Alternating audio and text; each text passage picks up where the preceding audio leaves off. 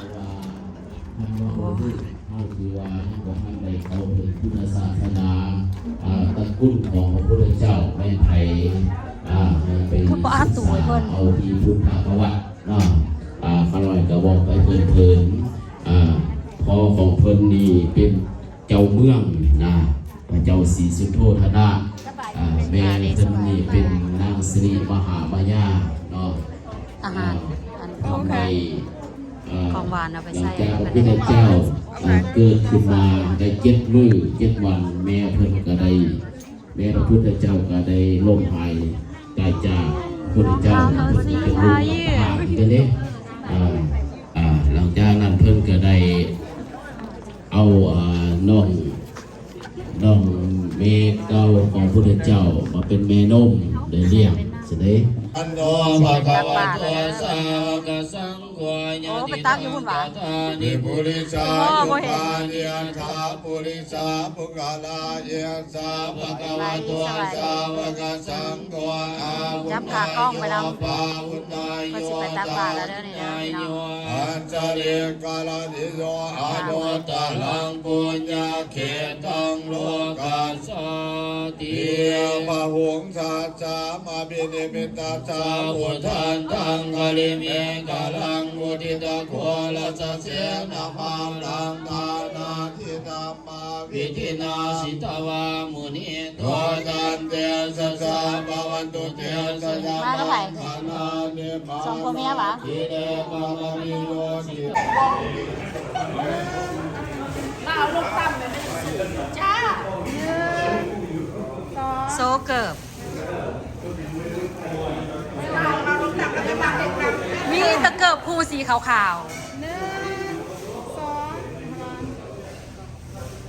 เอามัดตีนมัดบอลนี่เอาบอลลแล้วกับเจ้าโซป่ะนั่น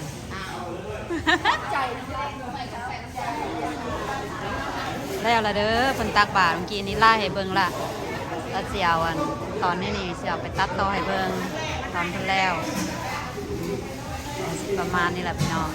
บุญ100 วันเด้อกล้องค่อยทั้งไล่ทั้งอันนั้นเด้อโอเค1 2 3โอเคแยกย้ายไปซอกกินข้าววันนี้นะทานครบแล้วละงามไปวางไว้งามให้พี่น้องไปตะพูงามก็เลยดีใจไปใส่ไว้อ้างไปเห็นพี่ตะพูงามนี่ตะพูงามเขาเพิ่งกันมาเลยเขาบอกค่อยอ้างค่อยว่าจะแหละคนลาวตะพูงามว่าจะต้องไปงานคนลาวแมนแบนแค่แหละใช่ค่ะถ่ายอยู่ขันบอกต้องเอาถุงนี้ออกไปยังเลยก็ต้องใส่เกลือมุ้งงามใช่หรอนี่เองมันไทยที่ใส่เลย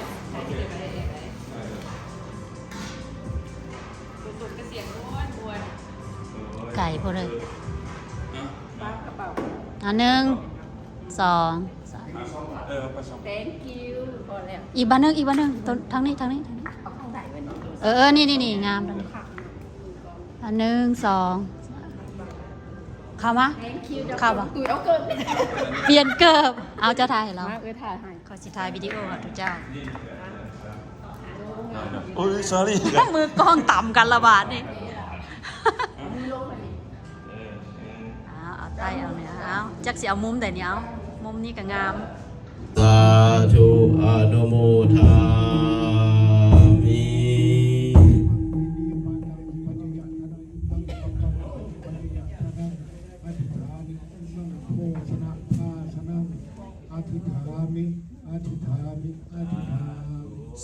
สาธุ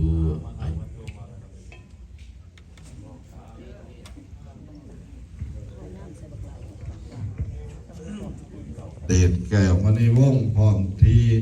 อมด้วยเจ้าที่เจ้าฐานที่ปกปักรักษาอยู่ในหาดอาหารอย่างนี้จงได้รับส่วนบุญส่วนกุศลถ้าได้รับแล้วจงสะท้อนย้อนขึ้นมาให้ความสุขความเจริญความอยู่ดีมีแห้งให้เขาทำมาค้าขึ้นคิดอันใดก็ให้มาเขาหาอันใดก็ให้ได้ดังคำมักคำปรารถนาทุกประการนิพพิตัง เอาแก้วฟ้าจานเพิ่นพี่น้อง